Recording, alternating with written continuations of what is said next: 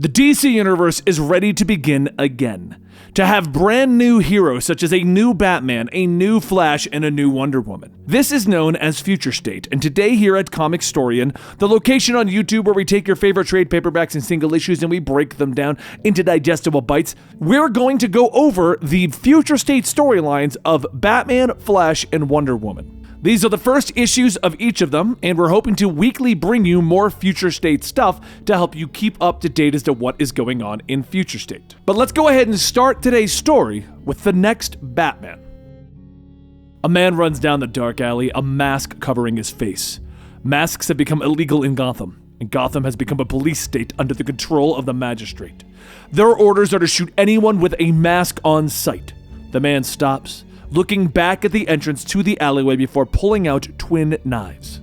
But he looks up just as the Batman descends upon him. The man tries to fight back, lashing out with those knives, but Batman dodges, taking him down with a few well-placed punches and kicks. "Hands where I could see them!" the GCPD patrol shouts out, their lights forcing the shadows back. Batman reaches down, ripping the man's mask from his face, saving his life, even if it isn't worth it. The cops begin to read Batman his rights, but he turns and shoots his grappling gun into the air and launches away. The cops stare for a moment before realizing the guy in the ground has a warrant and is known as the East Side Rapist. Forget Batman. Let's take this skell in and take our promotions. Crouching on the gargoyle, Batman stares out onto his city. He knows that he shouldn't be tangling with the police, and he knows what the real Batman would do. Nah, check that. I'm the real Batman, he thinks to himself, leaping into the night air, prepared to protect his city. The next morning, Luke Fox comes down the stairs of his family's residence, his mother looking up, questioning why he's up so late, and wondering if he's going to work. "Yeah, I just had a late night," he tells her, steering away from the questions. She nods, telling him to go visit his sister in the hospital today. Luke responds by telling her that he will, and he walks out of the room. Meanwhile, at Little Santa Prisca, the leader of the Bane Litos stands in front of two young boys, telling them that the world doesn't care about them. "Except us. We care. We're your family. So the question is, do you want to be a family?" he asks them. The older brother nods, asking what do they have to do. "Nothing. Just man up and blood in," the leader says, handing the older brother a pistol. Can we talk about this?" the younger brother asks, and one of the gang members tries to argue, but the leader cuts him off. "Hey, they're brothers. Let them talk if they want to." The two brothers begin to argue, but the older brother explains that they need to get into the gang for protection. "You're my little bro. You gotta trust me, okay?" And the younger brother nods. "See? Told you, we're familia. All you gotta do now is take a mask and be somebody," the leader tells them with a smile. He pulls out two Bane masks from his pocket and hands them over. Meanwhile, over at the hospital, Luke Fox opens up the door to his sister's room. "What the hell?" he demands in shock as he sees his brother sitting next to her. "What are you doing?" "Visiting our sister," his brother says, looking up. Luke tries to tell his brother to leave, but Tim refuses. He reminds his brother that he was sent away, which is why he hasn't been around. "You got out of the military academy years ago. You could have come home, but that wouldn't have meant owning up." Tim Fox does not own up. Luke snaps at his brother, and Tim reminds his brother that he goes by Jace now, but Luke isn't listening. "You're still the Fox family screw-up. You have no idea what you did to the rest of us, and you have no idea what you did to Tam. You weren't here for her back in the day, so don't come around acting like you're here for her now." Jace shakes his head and he walks out the door. "Good to see you too, bro." That night, the pair of Bandlitos drive the two young brothers around looking for a member of the Hypes to kill. When finally they see one and the driver points the vehicle towards them. "Get your masks on and get ready," they order the young brothers.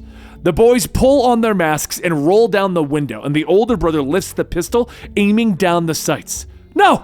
the younger brother shouts as he reaches for the gun, but the pistol goes off and the shot goes wide, striking the wall next to the Hype soldier. The Bane Litos begin to drive away as the soldier pulls out his own weapon. "He ain't nothing! Turn the car around and run him down." The car roars in a turn, headlights illuminating the Hype soldier as he opens fire, and Batman is suddenly there, knocking the soldier out of the way of the speeding vehicle. "Saved my life," the soldier gasps. "Do something with it!" Batman growls at him. The Bane Letos are shocked to have seen Batman, and they look over their shoulders as they drive away, trying to see if Batman is following them, and with a thud of metal, Batman lands on the hood of their car. The Bane Letos fire through the windshield, but Batman is gone again, and the gang members scream as they're suddenly plowing into a passing garbage truck. The two brothers run as Batman descends on the gang members once more. "Grab the gun! Run, Eddie!" The older brother screams, and Batman drops the Bane Letos with two well-placed punches.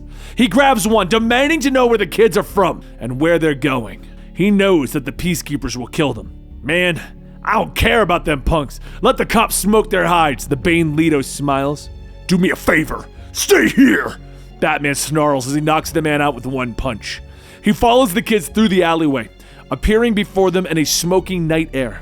"When the Peacekeepers get here, they'll see you in those masks and you're dead. I can help," he warns them. The older brother orders Eddie to shoot, but Batman walks quietly forward to the young man with shaky hands, and he takes the pistol gently. "You're gonna sell out your own brother?" Nestor asks angrily. The Peacekeepers suddenly appear at the entrance to the alleyway, lasers dancing around the area as they prepare to open fire, but Batman throws down a smoke pellet, grappling away. He takes the boys with him, and up on the rooftops, he holds them prisoner as Eddie looks at him with fear.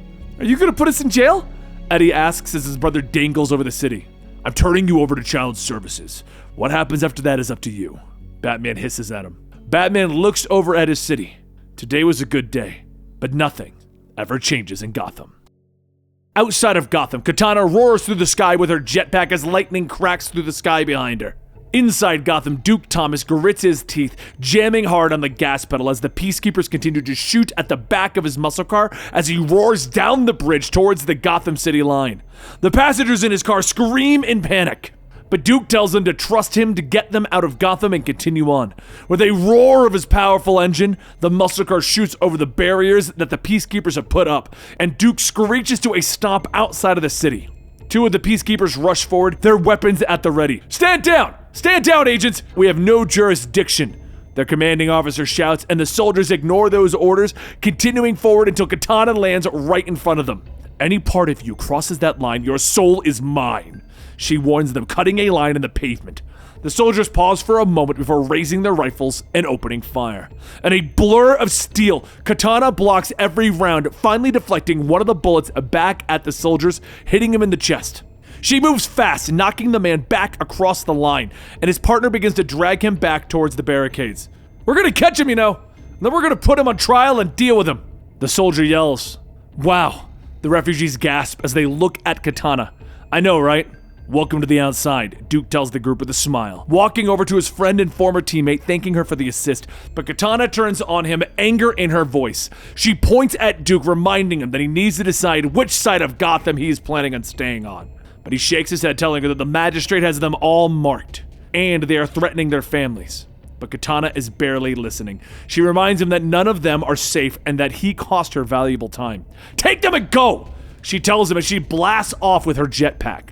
She flies through the air, pointing towards the warehouse, lightning crackling as she can hear her husband's voice in the sword. She nods, telling him that she'll apologize to Duke later, and as they near the warehouse, Katana's jetpack begins to cough and sputter. She used valuable fuel to save Duke and his refugees. She begins to cut the engines, trying to skip and lower her descent to the warehouse's roof, where she lands with a hard crash, the jetpack smoldering and in flames. "I'm fairly certain that someone heard that. I love you, and yes, I'll be careful," she tells her husband as she unsheaths her sword. She kicks open the door hard, and the Peacekeepers are on her in a second as she cuts her way through them. It's a running battle as she moves through the hallways and rooms of the warehouse. She leaps, flips, and slices her way through the magistrate forces. Every room she leaves is decorated with the corpses of her enemies, until finally she reaches the lab, and it is there that she meets an old traitor. "Caliber, betrayer, what are you doing here?" she demands. Caliber smiles, informing her that he is working with the magistrate on some advanced tech. "Let me show you," he says with a smile, and he hits her with a powerful blast, sending her through the wall and outside once more.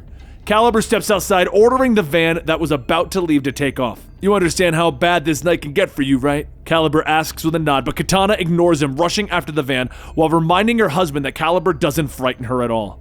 "Hey, you know it's just me here. Have you completely lost it, Tatsu?" he asks as he tries to attack her.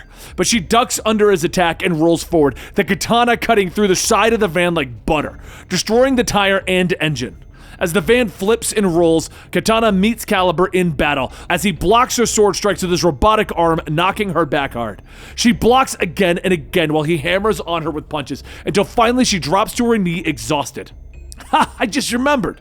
You're talking to your husband, right? His soul is trapped in the magical sword. Caliber says as he stands over her. He smiles grimly, telling her that the magistrate will melt the sword down into scrap and they can be together again. But Katana smiles. No, husband. I don't think he has any idea, she tells him as she flips into the air at lightning speeds. Bringing the sword down onto Caliber's robotic arm, she flips, dodging another of his attacks when suddenly a bullet grazes her leg. She turns and more peacekeepers have arrived, so Caliber reaches for the sword, trying to pull it free of his arm as Katana dodges under his blows. He manages to clip Katana in the chin. Standing over her, he prepares to give the killing blow. Why's that lightning black? One of the peacekeepers asks as they look up into the stormy sky. The lightning suddenly seems to take a human shape as it strikes the ground, throwing Caliber away. The merc looks shocked as he realizes that his systems have begun to short out, and another lightning blast strikes one of the vans and Caliber orders his men to retreat. It ain't over, Tatsu! I'll see you again! Caliber shouts as they drive away, and Katana struggles to her feet, stunned with awe, as black lightning appears before her, his body entirely energy. Suddenly he's behind her and she swings her blade, but the lightning races through her body and she falls away. He holds onto her blade, apologizing for the attack. So it's true. You've been cursed. Only black magic could have done this, Katana says, regarding her old friend. That's not important now, Tatsu. The magistrate, they planted someone here with Duke, Jefferson tells her. The Magistrate Jones open fire on the masked criminals, and as they open fire, they leap through the air, bringing it down into a fiery crash. Stop all movement! By order of the Magistrate! The Peacekeepers command. Laser sights locked onto our masked criminals, and as they open fire, they bring down some of the drones, but they still have no chance until suddenly one of the armored vans is crushed as Clayface roars, smashing into it. Other former villains of the city step into the battle, flying the flag of the Arkham Knight. We do not fear the wasteland, the Arkham Knight thinks to herself as she orders her knights into battle. As the fight continues, the Arkham Knight walks over to the masked criminals. I've bought you time. Now get your injured to safety, quickly, she tells them. They gather the wounded and they begin to limp away. Thanks for the assist. Good luck with curfew, the leader tells the knight. The Arkham Knight looks around the area. This sector of the city is known as the Wasteland, and it is under full martial law of Peacekeeper 12. The people cannot protest, they cannot raise their voices, and they cannot cry or mourn, and that is why she is here, to fight against tyranny with the light of the sun. Two-Face steps from her group of knights, telling her that their primary target is on the move, and that the Magistrate Jones are converging on his position. We need to get there right now or we'll lose them, he warns. Mr. Dent, get everyone to move out in 30 seconds, Astrid orders him. She walks over to Blight, seeing the knight is struggling with pain. When we get back to the base, I will order our doctors to administer another dose of the serum. It will pass, I promise you. She assures him, and Astrid moves to see if the others are ready. Copperhead looks off into the distance, warning the group of knights about the drones that are incoming. Mr. Dumpty, Mr. Clay, I expect full suppression of this attack. Mr. Dent, the doctor and I will move ahead and track our target, Astrid orders, drawing her sword. And as the magistrate forces descend on the knights, the powerhouses move to attack. The scene becomes a massive battle as Astrid leads the others away, Dent keeping a look at his tracker, trying to follow the signal as the battle continues. They follow the sewer lines and their target is moving underground. But suddenly the signal is lost. I don't understand. I can't track him, Astrid. We'll have to go down there, Dent warns her. A drone falls from the sky, cracking the pavement, creating a hole in the sewers. The knights leap into the darkness, and as they split up, they have Astrid's orders to suppress the target, not kill him. It doesn't take long until their lights are playing off the scales of Killer Croc. But the other hits him with a stunning shock, and he falls into the sewer water disoriented. Psycho Pirate pulls up his pistol, shooting the drone out of the sky. Stay back, just Dent and I, Astrid orders as she pushes through the scummy water. Just do it, kill me now and make it quick. Croc rumbles at them as he tries to pull himself up, but Astrid lowers the point of her sword at Croc's neck. Now, Mr. Croc, will you swear fealty to the cause of the Arkham Knights? Will you accept your position as a cast-off from society, and so use this as a guiding principle to reshape it? Do I have a choice? Croc asks, and Astrid takes her sword, preparing to stab downward. but she suddenly tucks it to her side, reaching out her hand. Yes, always. Later the Knights regroup at Wayne Manor, and Astrid and Dent move through the hallways of the Great House. She makes sure that the men have been rested and fed, as well as scheduled for their mandatory therapy sessions. The men must concentrate on their mental well-being as well as their physical selves, she reminds Dent, and in the next room they find Croc. The villain floats in a tank, having been put into a coma to help speed up the healing of his wounds. Have we locked our primary target? Astrid asks as they come to another door, and Dent nods. Yes, our scanners indicate that it's being kept atop an old police precinct in the 5th Ward, he tells her. She steps out into the rain, discovering Blight in the balcony. He turns to her, telling her that the rain soothed his skin. She nods and asks if the serum helped at all. No, it feels like needles now. I just want the pain to stop, he tells her, and he kneels down to her, telling her that he doesn't think the sun will come out for him. She reaches down, taking his face into her hands. We will find a cure, I promise. And when we do, you'll stand with me beside our brother and sisters, and a new day will dawn on you.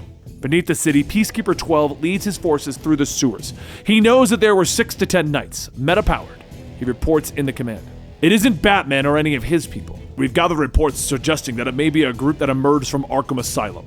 Peacekeeper 1 tells him over the holocom, and Peacekeeper 12 knows what to do. I will tear this sector apart. You have my word. 12 tells his superior. The wasteland is torn apart. The magistrate cracks down on the citizens, trying to draw the knights out, and it wasn't long before they attacked, backed up by the very citizens of the sector. The Arkham Knights are the light and the darkness of the world. The battle between the knights and the magistrate lasted for some time, and during it, Dent had confirmation that their primary target was at the police precinct. Astrid nodded as she raised her shield. Then that is where we will go, right after we finish here. Croc was set loose, finally swearing fealty to Astrid and her cause, and it wasn't long until Peacekeeper 12 was defeated, his helmet stuck on a pike as a warning to the magistrate. Deep in the Amazon jungle, Yara Flor steps out of the trees, looking out over the world. With a roar, a large Hydra rears its head, and Yara smiles as he draws the sword off her back. The Hydra charges her, but she simply slices off its head. Well, that was anticlimactic, she sighs, reaching down, taking the head, and beginning to drag it away, but suddenly there's a hissing from the body behind her. Oh, come on, Yara yells as she turns around to see multiple heads springing out of its body. Jerry! She screams, and the Hydra attacks her, but Yara jumps, blocks, stabbing into the multiple heads. Jerry, come! She cries out again, and elsewhere, a Pegasus is drinking calmly from a small pond. Yara leaps from one neck to another, stabbing into it with her magical sword. Where is that animal? Jerry! She yells again, and she springs from one of the creature's mouths, flipping through the air, whistling for her flying horse. Suddenly, Jerry is there, swooping down towards her, snatching her out of the sky. Nice of you to show up, Yara snaps at the winged horse. They fly close to the creature, and Yara throws out her sword, stabbing it into the neck. Perfect. Now bang a Yui. One of the heads follows her, and as she pulls her sword free, the Hydra's teeth stab into its own neck, and with that, the monster falls dead. A short time later, the sun sinks over the horizon, and Yara continues to saw away at the Hydra's horn as Jerry neighs at her. What do you know? It got the job done, didn't it? She asks as he continues to snort. You are so rude to me, she snaps. But she stops, suddenly aware that they aren't alone as a musical voice begins to call from the forest. A boar pokes its head out of the bushes, and as it steps out, they see a childlike figure on its back. Kapora, Yara shouts, and the little one nods her head. Good guess. Can I ask what you're doing?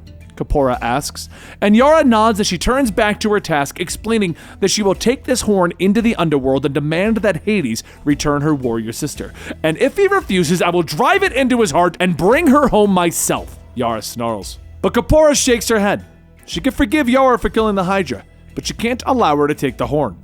Yara Flor, I don't care who your father is. You will not poach this land, Kapora orders as she floats into the air. Wonder Woman pulls out her lasso and wraps it around the little god. Just for the record, I wasn't poaching, she tells her. I was simply borrowing for noble purposes. Besides, your little tricks don't frighten me, Yara explains, and finally Kapora opens up her eyes to make a deal. She asks Yara to leave the horn and she'll take her into the underworld herself.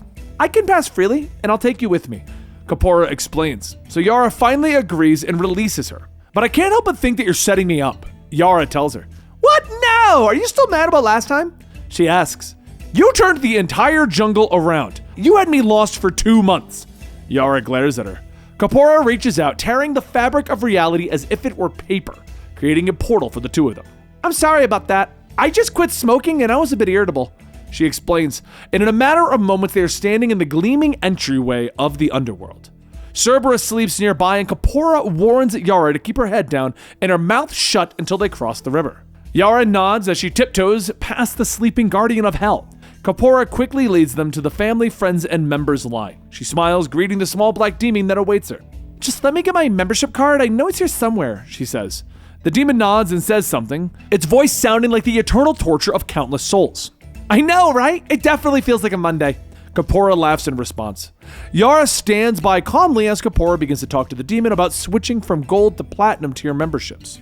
Bored, she tries to cut around the counter completely but is stopped by the turnstile. The metal refuses to move and eventually Yara simply snaps it off.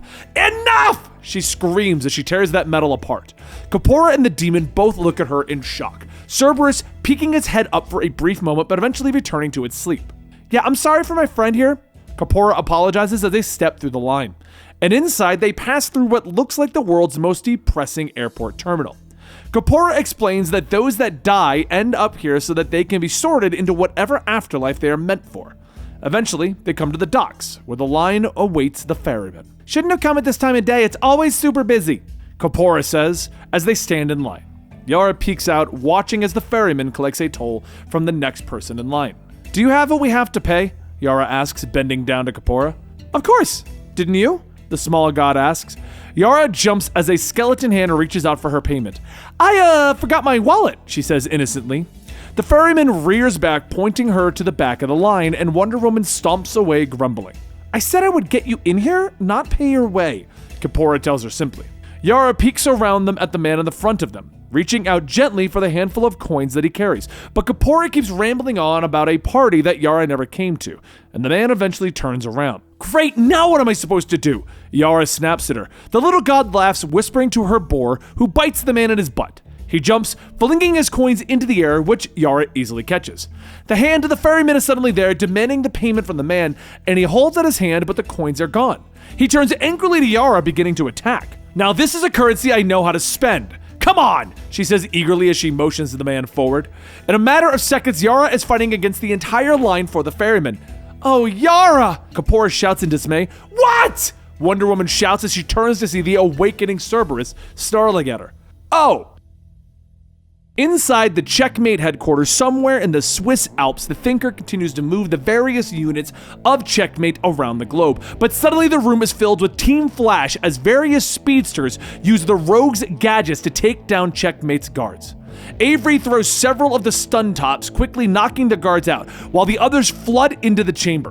Barry nods, aiming Captain Cold's gun to create an ice wall and stop the Thinker from escaping, but the Thinker turns, revealing that he is the Calculator and has recalibrated the Thinker's helmet to be way more powerful.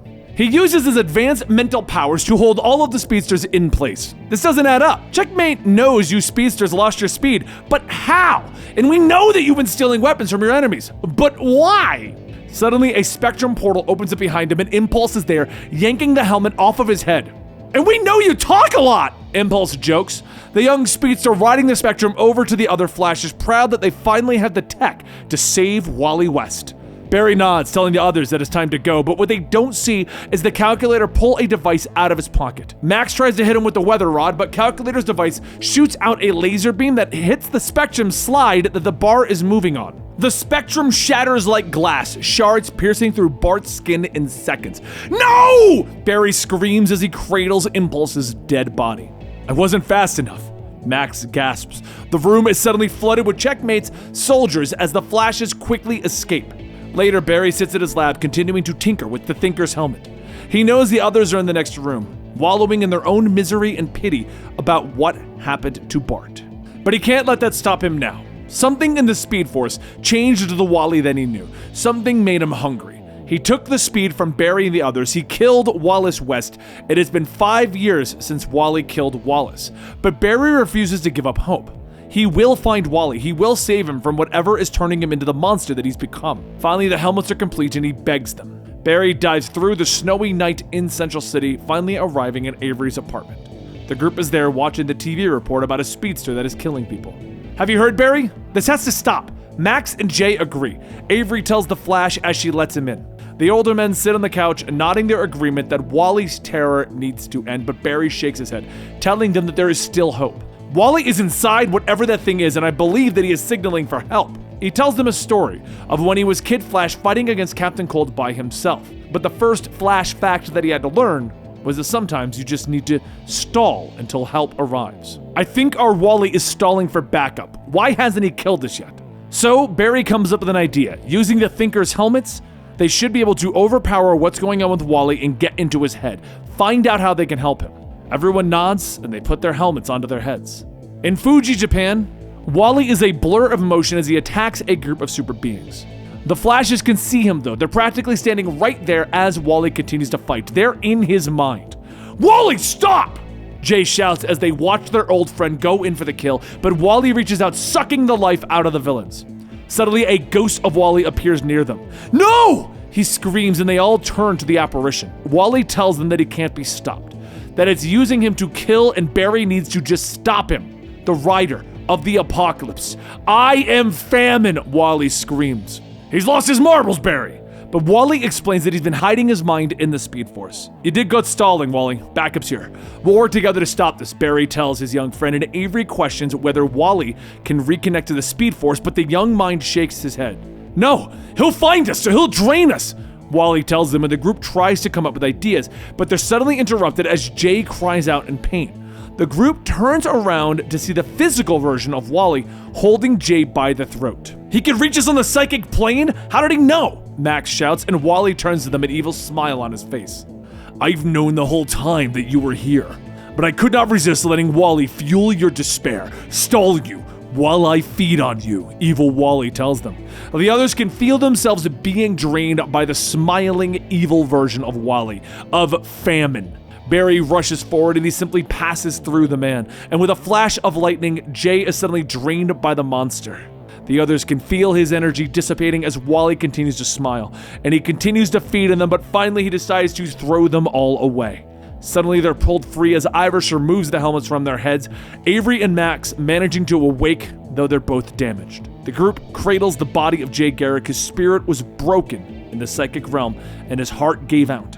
Tears fill Barry's eyes. He couldn't save Jay. He couldn't save Bart. He couldn't save Wally. He knows what he has to do next, and he storms into the next room, opening up the vault that has become his lab.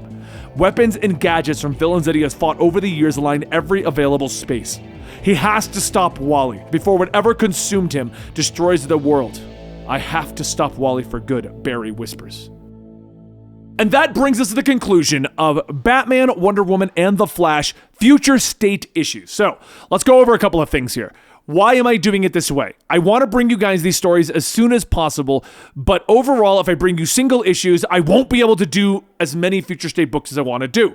But if I lump a bunch of them together, you'll get various Future State books every Thursday or Friday right here at the Comicstorian channel. So what that means is please consider subscribing and hitting that like button. Also, don't forget we have a Patreon, patreon.com/Comicstorian, where we'll be uploading these early so you can enjoy them early on. The overall goal is going to be to bring you 3 to 4 issues, my favorite Future State issues, every week, which will include the continuations to each of these stories and other stories that are going on. I want to do this to bring you stories that you probably wouldn't normally click on, like maybe Swamp Thing or Generation Shattered. That's my ultimate goal with this stuff. The Batman story I found to be a little lackluster, but it's a 4-issue storyline, guys, so it's the beginning of his whole arc. Flash, I don't know, it felt very much like, oh, Wally's evil again. Okay. The Wonder Woman one I found interesting, and I will state I did look up the proper pronunciations for Yara and Kapora. There are a lot of different pronunciations for both of those characters. I tried to go with the ones that were as close to Portuguese/Brazilian as I could find, but literally, look it up. There are pronunciations all across the board, so I apologize if I made you cringe. You can tell how much I care. Anyway, guys, long story short, I've never really cared about the pronunciations. My ultimate goal has always been that you know who I'm talking about. If you don't know who I'm talking about, then I have really butchered a pronunciation. Anyway, I hope you guys enjoy. Don't forget to hit that like and subscribe for next week's Future States. And thank you so much for sticking around to the end of this video. It's a little bit longer than normal, but you get a lot of superhero stories in this kind of style. And we're going to try doing this all the way to the end of Future State. I'll see you guys next time right here.